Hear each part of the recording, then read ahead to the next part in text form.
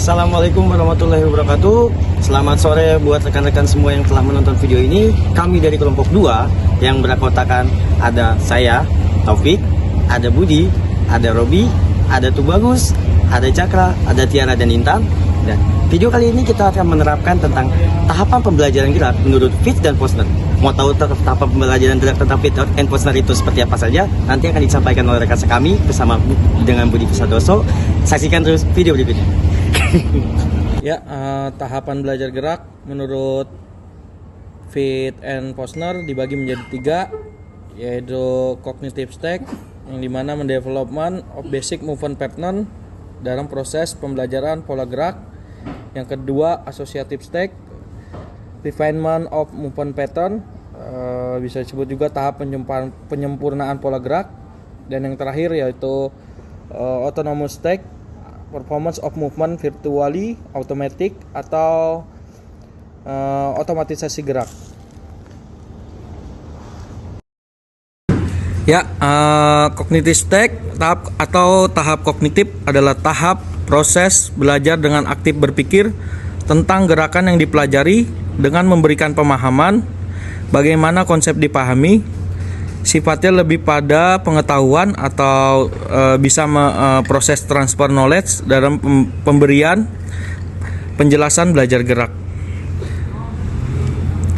Saya akan menjelaskan juga terkait pengertian daripada tahap asosiatif yang merupakan tahap penyempurnaan pola gerakan dari tahap kognitif yang ditandai dengan gerakan yang semakin efektif dan efisien, yang dimana kesalahan gerakan semakin berkurang. Tahap asosiatif juga sering disebut dengan tahap latihan. Selanjutnya yaitu autonomous stage, yaitu tahap otomatisasi yang merupakan gerak yang ditandai dengan tingkat penguasaan gerakan, di mana siswa mampu melakukan gerakan secara otomatis tanpa terpengaruh, walaupun saat melakukan gerakan atlet memperhatikan hal-hal lain selain gerakan yang dilakukan. Ya, saya akan menjelaskan terkait tahapan belajar gerak, yaitu tahapan pertama cognitive stage atau pembelajaran pola gerak. Pada tahapan ini kita sebagai pelatih memberikan pemahaman secara lengkap mengenai bentuk gerakan baru terhadap atlet, dikarenakan atlet belum memahami mengenai apa, kapan, dan bagaimana mengeksekusi gerakan itu yang akan dilakukan. Oleh karena itu, kemampuan verbal kognitifnya atau kemampuan otak dalam berpikir, mengingat, mempelajari, berkonsentrasi, dan membuat keputusan sangat mendominasi pada tahapan ini, yang mana bisa dilakukan pada sebuah instruksi, demonstrasi, atau melalui video tutorial dan informasi lainnya secara khusus. Memberikan manfaat dalam tahapan ini pada tahap cognitive stage, peran pelatih sangat benar-benar dibutuhkan sebagai bentuk dasar untuk penyempurnaan sebagai pola gerak dasar nantinya. Selanjutnya, tahapan belajar gerak associative stage atau tahap penyempurnaan pola gerak. Terkait associative stage, banyak yang terkait dengan aspek kognitif sebelumnya yang telah dipecahkan dan sekarang berfokus untuk membentuk sebuah organisasi pola gerak yang lebih efektif dan menghasilkan sebuah gerakan yang harus dikuasai atlet. Adalah kontrol, konsistensi, rasa percaya diri. Pada tahapan asosiatif, lebih mengutamakan latihan, di mana latihan itu sendiri untuk perbaikan gerakan yang sesuai dengan ketentuan, dengan harapan latihan yang berulang-ulang dapat memperkuat stimulus dan respon pada saat melakukan sebuah gerakan. Pada tahap associative stage, atlet sudah mampu melakukan gerakan dan menyesuaikan diri dengan gerak yang akan dilakukan. Sudah mulai konsisten, tetapi masih belum secara otomatis. Gerakan yang dilakukan sudah mulai konsisten, tapi belum rileks, baik gerakan catch, drop, finish, dan recovery pada setiap fasenya.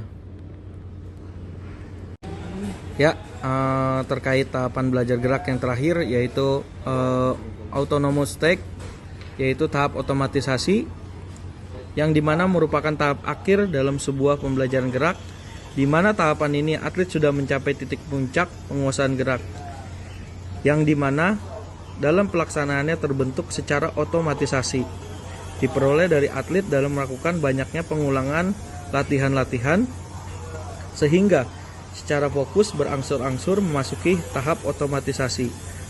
Pada tahap otomatisasi ditandai atlet tidak lagi berfokus sebuah benda yang akan dilakukan, tetapi sudah bagaimana mengembangkan sebuah teknik itu sendiri dalam melakukan gerakan dengan koordinasi yang baik dan efisien. Contohnya yaitu atlet dalam melakukan latihan ergometer, gerakan yang dilakukan sudah harmonis antara gerakan tarikan dan dorongan, sudah berfokus bagaimana meningkatkan kualitas di dalam latihan dalam meningkatkan performance secara efektif dan efisien. Selanjutnya saya akan membuat metrik dalam pembelajaran gerak pada cognitive step, associative step, dan autonomous step. Langsung saya mapping untuk atlet dan pelatih. Berikut penjelasannya.